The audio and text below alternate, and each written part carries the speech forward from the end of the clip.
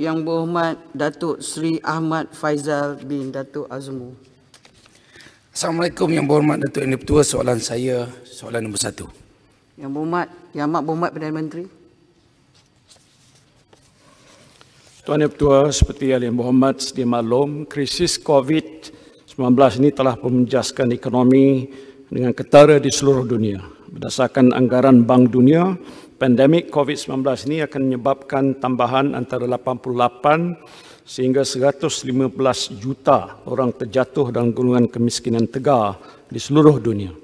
Pandemik COVID-19 dan pelaksanaan Perintah Kawalan Pergerakan kita di Malaysia ini telah menyebabkan peningkatan pengangguran dan dijangka meningkatkan jumlah isi rumah miskin dan miskin tegar di negara kita. Data-data sedang pun dikumpul untuk mengenal pasti kumpulan-kumpulan baru yang jatuh dalam kumpulan miskin dan miskin tegar ini.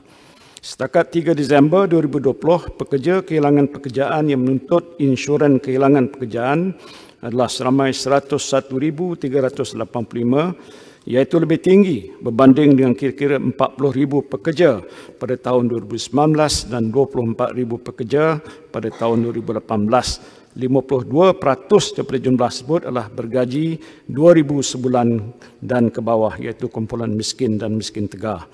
Kerajaan menyedari kesukaran yang dihadapi oleh rakyat luar bandar dan juga bandar akibat pandemik COVID-19 dan PKP ini.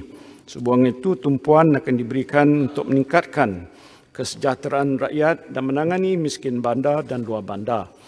Dan berdasarkan kajian berkaitan kemiskinan bandar dan kesejahteraan rakyat, ke atas 500 keluarga di 16 kawasan projek perumahan rakyat PPR wilayah Persekutuan Kuala Lumpur yang dilaksanakan oleh UNICEF pada Oktober 2020, kadar pengangguran orang dewasa dalam komuniti adalah lebih tinggi, iaitu 35%. Kadar kemiskinan adalah lebih tinggi daripada tahun lepas, iaitu 1 daripada setiap 2 isi rumah dalam kemiskinan.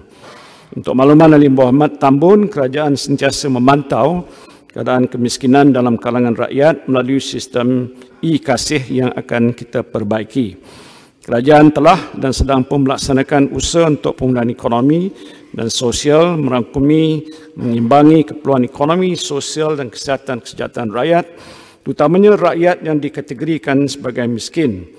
Sebagai antara lain adalah bantuan sosial seperti 2.2 bilion yang telah diperuntukkan untuk bantuan keuangan bulanan persekutuan untuk tahun 2021 berbanding dengan 1.5 bilion pada tahun ini seperti bantuan pada OKU dan lain-lain kumpulan. Kerajaan juga telah pun meneruskan program bantuan sehari hidup yang memberikan manfaat kepada 45 juta orang penerima dengan peruntukan berjumlah 5 bilion ringgit dalam tahun 2020.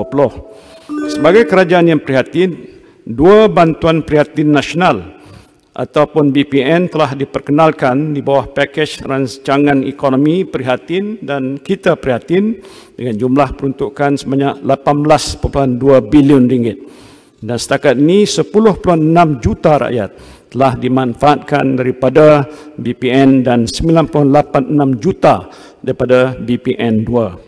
Untuk makluman Yang Berhormat, kerajaan sentiasa memberikan fokus kepada agenda pembasmian kemiskinan dalam Pelan Pembangunan Negara sehingga kini. Dan sehubungan itu, kerajaan pada 2 September 2020 telah mewujudkan sebuah jawatan kuasa khas Kabinet menangani kemiskinan bagi membincangkan perkara-perkara yang berkaitan dengan dasar dan strategi serta inisiatif pembasmian kemiskinan, termasuklah peranan kementerian dan agensi yang terlibat untuk memastikan golongan yang memerlukan mendapat bantuan dan tidak terlepas daripada jaringan keselamatan sosial. Terima kasih. Soalan tambahan?